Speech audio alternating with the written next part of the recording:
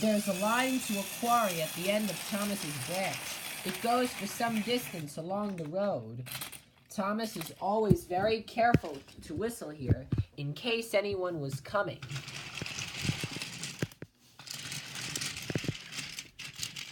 Early one morning, a large policeman was sitting close to the line.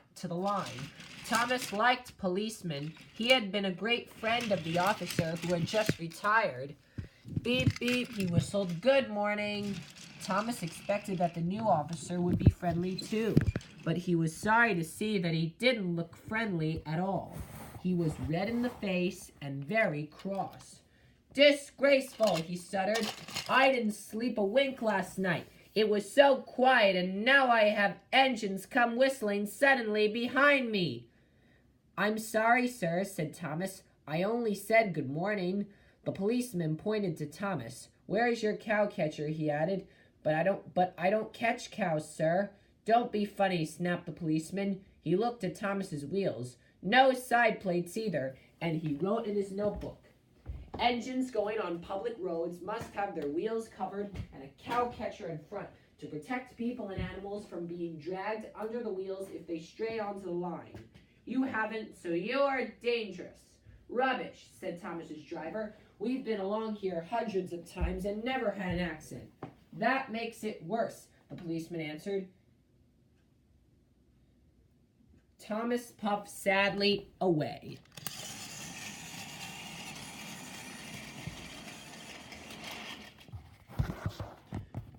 Sir Topham Hatt was having breakfast. He was eating toast and marmalade. The butler came in. "Excuse me, sir, you wanted on the telephone." "Bother that telephone," said Sir Topham Hatt. "I'm sorry, sir," he said. "Thomas is in trouble with the police, and I must go at once." At the station, Thomas's driver told Sir Topham Hatt what had happened. "Dangerous to the public indeed. We'll see about that." "So he said," said his driver. We'd never boast, but I've made hundreds of miles and never had an accident." "We'll have to make those cow catcher things for Thomas, I suppose." "Everyone will laugh, sir," said Thomas. "They'll say I look like a tram." Then he laughed. "Well done, Thomas. Why didn't I think of it before? We need a tram engine. While I was on my holidays, I met a nice little engine called Toby. He takes freight cars from the farm, but the trucks are taking over his most, and he needs a change."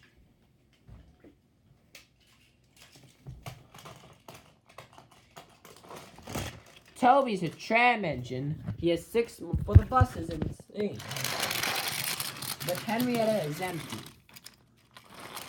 "What is your name?" asked Sir Topham Hatt. "Toby, sir," said Toby. "Thank you, Toby, for a very nice ride."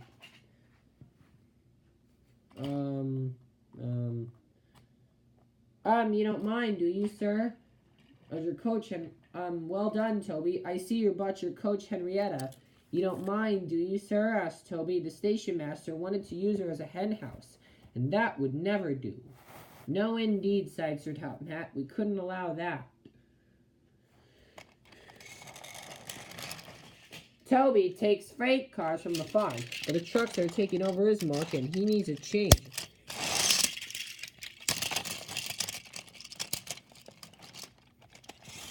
Hey, you!